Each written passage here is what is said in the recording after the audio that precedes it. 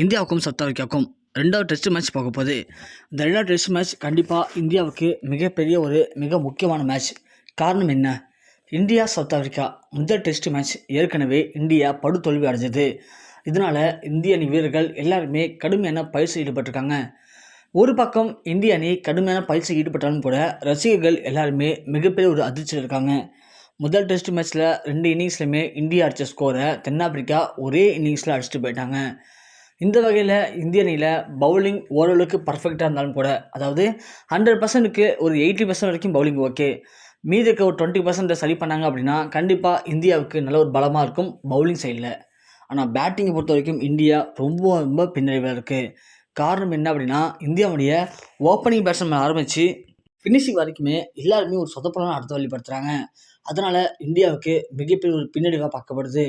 அதுலேயும் குறிப்பாக நேற்று நடந்த முதல் டெஸ்ட் மேட்ச்சில் 2 இன்னிங்ஸில் முதல்ல நம்ம விராட் கோலி, ஸ்ரேயஸ் ஐயர் மற்றும் கேஎல் ராகுல் இவங்களுடைய 3 பேர் ஆடுறதுனால தான் இந்தியா ஓரளவுக்கு கொஞ்சம் டீசெண்டான ஸ்கோரில் தோற்கடிச்சப்படுது. இல்லை அப்படின்னா கண்டிப்பாக இந்தியா மிகப்பெரிய தோல்வி அடைஞ்சிருக்கும். அந்தளவுக்கு மற்ற வீரர்கள் எல்லாருமே மிக மோசமான தோல்வி அடைஞ்சிருக்காங்க. குறிப்பாக ஜெய்ஸ்வால், ரோஹித் சர்மா, சுமன் கில் இவங்க எல்லாமே இந்தியாவுடைய டெஸ்ட் மேட்சுடைய நம்பிக்கை நாயகனாக இருந்தாங்க. ஆனால் இவங்க எல்லாருமே ஓப்பனிங்கில் ரொம்ப ஒரு மோசமான ஆட்டத்தை வெளிப்படுத்தி அவங்க மேலே இருந்த ஒரு நம்பிக்கை இந்திய அணிக்கு போயிடுச்சு. இதனால் இந்திய அணி வீரர்கள் என்ன சொல்கிறாங்க அப்படின்னா, கண்டிப்பாக இப்போதைக்கு ஓப்பனிங்கில் நல்ல ஒரு பேட்ஸ்மேன் தேவை. அந்த நிலைமையில் ஓப்பனிங்கில் இப்போதைக்கு ஜெய்ஸ்வாலை தூக்கிட்டு ருத்ராஜ் கேக்வாத்தை உள்ளே கொண்டு வரலாம் அப்படிங்கிற மாதிரி இப்போது இந்திய கிரிக்கெட் ஜாம்பான்கள் எல்லாருமே கருத்து அறிவிச்சிருக்காங்க.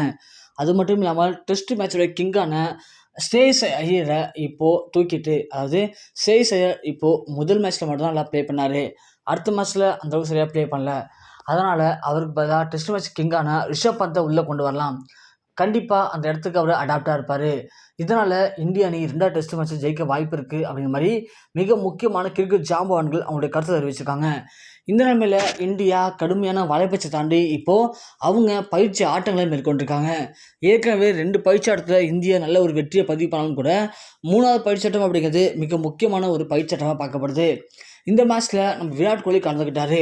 ஸோ விராட் கோலி கலந்துக்கிட்டு இன்றைக்கி 40 வயசில் கூட இந்த அளவுக்கு அவருக்குள்ள திறமை இருக்குது அப்படிங்கிறது நிரூபிச்சிருக்காரு. 22 சிக்ஸர்கள் 10 4ன்னு சொல்லி அடித்து தம்சம் பண்ணியிருக்காரு. என்னமோ T20 மேட்ச் மாதிரி இந்த மேட்சை ஒட்டுமொத்தமாக காலி பண்ணியிருக்காரு. தென்னாப்பிரிக்கா பவுலர்கள் எல்லாருமே இன்றைக்கி கதிகலங்கி போயிட்டாங்க. விராட் கோலி விக்கெட் எடுக்க முடியாமல் ரொம்பவே தவிச்சிருக்காங்க. அந்த அளவுக்கு நின்று நிதானமாக இன்றைக்கி ஒரு அற்புதமான பேட்டிங் வெளிப்படுத்திருக்காரு. இதனால் விராட் கோலிய அந்த மிகப்பெரிய ஒரு மகத்துவமான பேட்டிங் இன்றைக்கி வெளிப்பட்டிருக்கு. 40 வயசில் கூட இந்த அளவுக்கு ஒரு அற்புதமான பேட்டிங் வெளிப்படுத்த முடியுமா அப்படின்ற அளவுக்கு எல்லாருமே இன்றைக்கி வீழ்ந்து போய் பார்க்குறாங்க. அந்த அளவுக்கு விராட் கோலி அடித்த அடினால இந்தியா கடைசி நேரத்தில் 4 ரன்கள் அப்படிங்கிற மிக முக்கியமான ரன் வித்தியாசத்தில் இந்தியா ஜெயிச்சிருக்கு. அதற்கு மிக முக்கிய காரணம் விராட் கோலி தான். ஸோ விராட் கோலி மட்டும் இந்த மேட்ச்சில் அவருடைய சாதத்தை கம்ப்ளீட் பண்ணி 157 ரன்கள் அடிக்கல அப்படின்னா கண்டிப்பாக இந்தியா ஜெயிச்சிருக்க வாய்ப்பு இல்லை.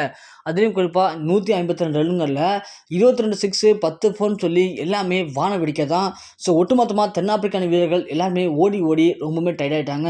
அந்தளவுக்கு இந்திய அணிக்கு ஒரு அற்புதமான பேட்டிங் வெளிப்படுத்தி இன்றைக்கி ஜெயிச்சிருக்காங்க. அதுலேயும் குறிப்பாக இந்தியாவுடைய இந்த வெற்றிக்கு மிக முக்கிய காரணமாக நம்முடைய விராட் கோலி இருக்கார். இதுதான் எல்லாருக்குமே வியந்து போய் பார்க்குறாங்க.